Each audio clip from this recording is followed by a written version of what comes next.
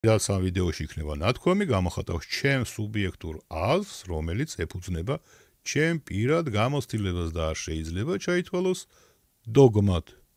როდესაც სერიოზული ზიანი მიიღო ვიქტორბაკომ და თავისი გახურებადი თამბაქოს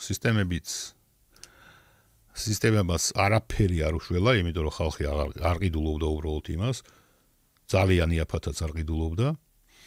ვიქტორბაკომ გააკეთა ესეთი რაღაცა. შეისყიდა ერთ-ერთი ორგანიზაცია ეს, რომელიც აწარმოებდა ამ ბოტ სისტემას. ეს არის ჯული. დღეს შესაძლოა თქვენთვის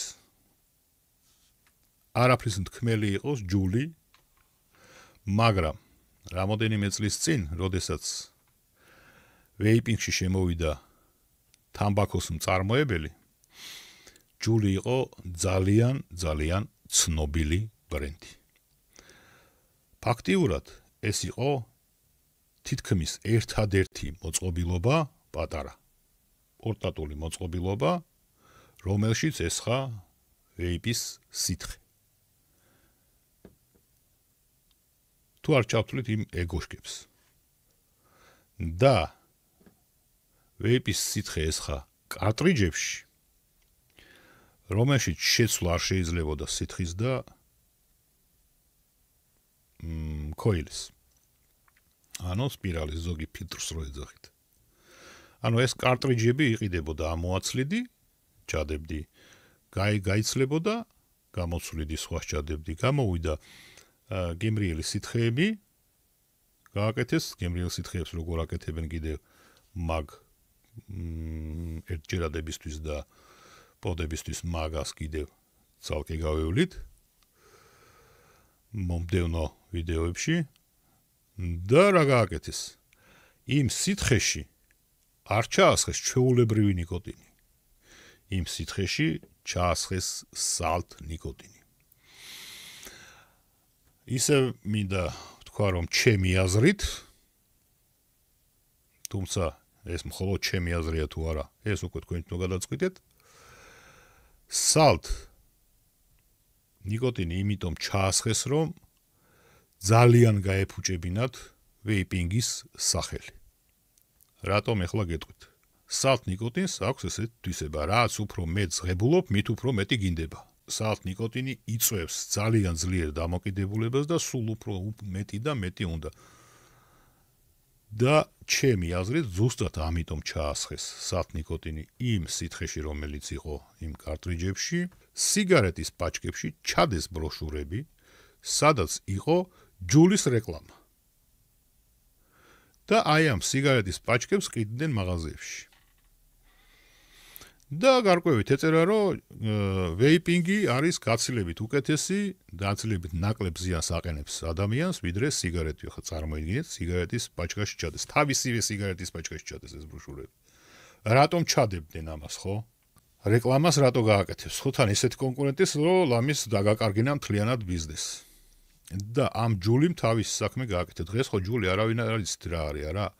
იმან თავის საქმე გააკეთა და დაამთავრეს. მორჩა.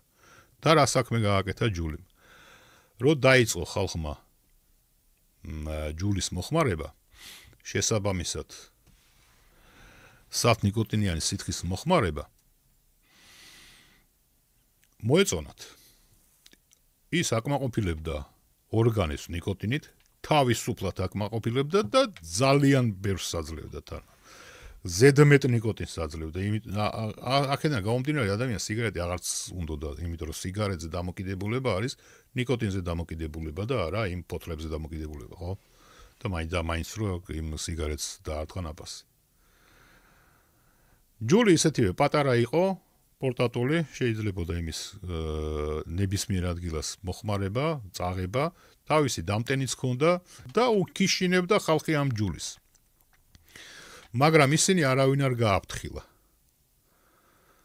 არავინ არ გააფრთხილა, რომ იქ ესხა, ეს ინსტრუქციაში კი ჰქონდათ ჩაწერილი, მაგრამ ვინ გითხოვს ინსტრუქციას, ხო, ამოიღებენ, გადააგდებენ.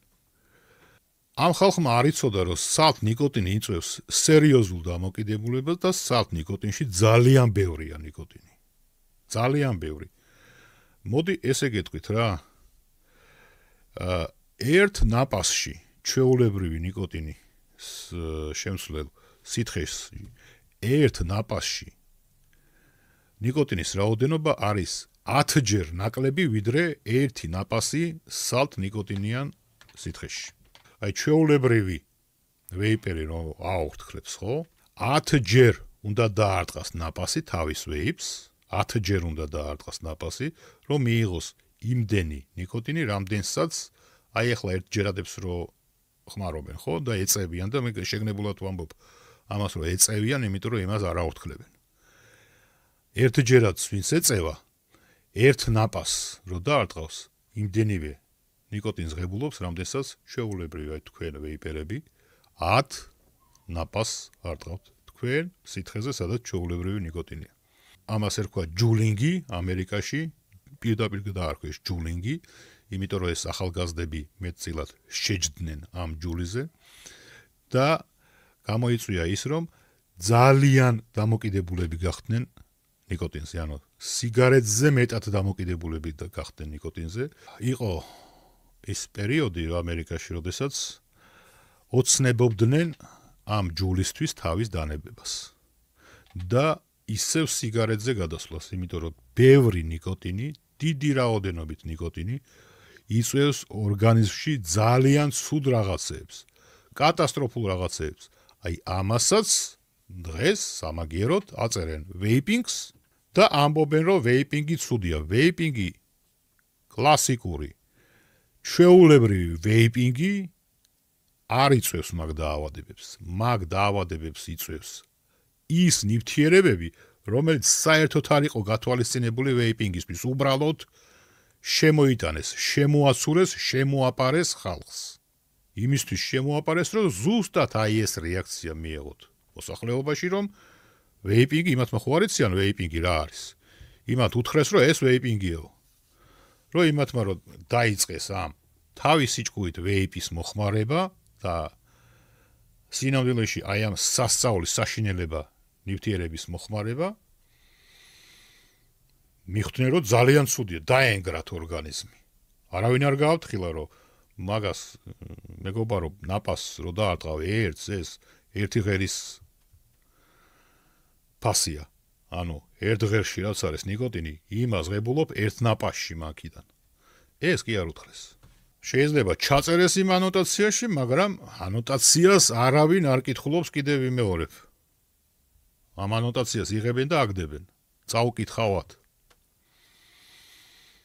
სამაგიეროდ რეკლამა ქონდა იმას ისეთი, რომ სიგარეტზე გაცილებით უკეთესიო. კი ბატონო, სიგარეტზე გაცილებით უკეთესი იქნებოდა იმ შემთხვევაში, თუ ადამიანი დღეში დაარტყამდა იმდენ ნაპას, რამდენ ღერს სიგარეტსაც ეწეოდა, იმდენ ნაპას თუ დაარტყამდა, რამდენ ღერს სიგარეტსაც ეწეოდა დღეში.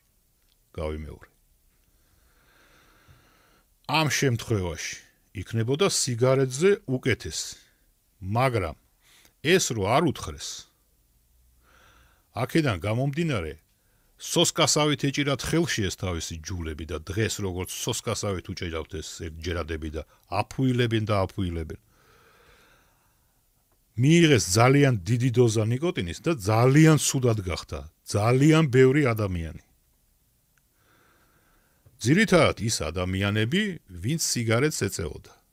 ისინი არ იყვნენ ჯერ ვეიპერები, ვეიპინგზე გადმოსულები არ იყვნენ, ისინი სიგარეტს ეწეოდნენ, სიგარეტს ყიდულობდნენ და უბრალოდ იმ სიგარეტში ნახეს ის სარეკლამო ბროშურები ამ ჯულის. და წარმოიდგინეთ ახლა, ეს იყო 1000-ობით ადამიანი, რომელმაც ეს გასინჯა. და წარმოიდგინეთ ახლა მწეველი ადამიანის რეაქცია, როგორც მას გონია ვეიპინგზე. მაგრამ ეს ხო ვეიპინგი არ იყო. ჯულინგი მერე კი შეარქვეს სახელი ჯულინგი, იმიტომ რომ ყველაფერი გამოაშკარავდა, მაგრამ მაშინ იმათმა ხო არ იცოდნენ, რომ ეს ვეიპინგი არ იყო. ისინი ეუბნებოდნენ ვეიპინგიაო. იქ ისეთი სითხე ესხა სალთ ნიკოტინით, რომელსაც ვეიპერები არასოდეს არ ხმარობდნენ საერთოდ. აი მე მაგალითად სალთ ნიკოტინიან სითხეს არასოდეს არ ხმარობ. მე თუ დაუშვათ რომელიმე ერთჯერად მოწყობილობას ავიღებ, ხო? დღეში გარკვეული რაოდენობის ნაპასები, ხო? გარკვეული რაოდენობის და მაშინ იმას რო ხმარობ, ამას აღარ ხმარობ. იმიტომ რომ ზედმეტი ნიკოტინი არ მიიღოს ორგანიზმმა. და ამათმა აი ესე რო არ გააფრთხილეს, ხო? სერიოზულად შეიყვანეს ის მწეველი ადამიანები შეცდომაში, სამაგიეროდ უკვე 100,000 ადამიანმა გაიგო, ვეიპინგი არ ვარგა. და აი ერთი სული ქონდათ, როდის დაანებებდნენ იმას თავს და გადავიდოდნენ ინიციატივას სიგარეტის მოწევაზე, იმიტომ რომ ვეიპინგმა დაუნგრია ორგანიზმი. ვეიპინგმა დაუნგრია ორგანიზმი, იმ საათ ნიკოტინის უზომოთ მიღებამ დაუნგრია ორგანიზმი, რომელიც უბრალოდ შეაპარეს. და არ უთხრეს, რომ აი ეს არის საათ ნიკოტინი. შენ ამას რო დაუწყებ სიგარეტისავით მოწევას და ნაპასზე დარტყმას, ამ შემთხვევაში შენი ორგანიზმი დაინგრევა ძალიან მალე. და გააჩნია ადამიანს როგორი ორგანიზმი აქვს, ხო, ყველა სხვადასხვა აქვს, ყველას ინდივიდუალური აქვს, ზოგს ძლიერი აქვს, ზოგს სუსტი აქვს, მაგრამ ბოლო-ბოლო ყველას მიაკითხავს და ძალიან მალე მიაკითხავს. და აი ეს იყო პირველი სერიოზული დარტყმა ვეიპინგზე. პირველი ძალიან სერიოზული დარტყმა ვეიპინგზე და აი აქ კიდევ ერთხელ გავიმეორებ, იმიტომ რომ ვალდებული ვარ, ყველაფერი რაც ამ ვიდეოში იქნება ნათქვამი, გამოხატავს ჩემს სუბიექტურ აზრს, რომელიც ეფუძნება ჩემ პირად გამოცდილებას და არ შეიძლება ჩაითვალოს დოგმად. და გაგრძელებას უკვე შემდეგ შაბათ კვირას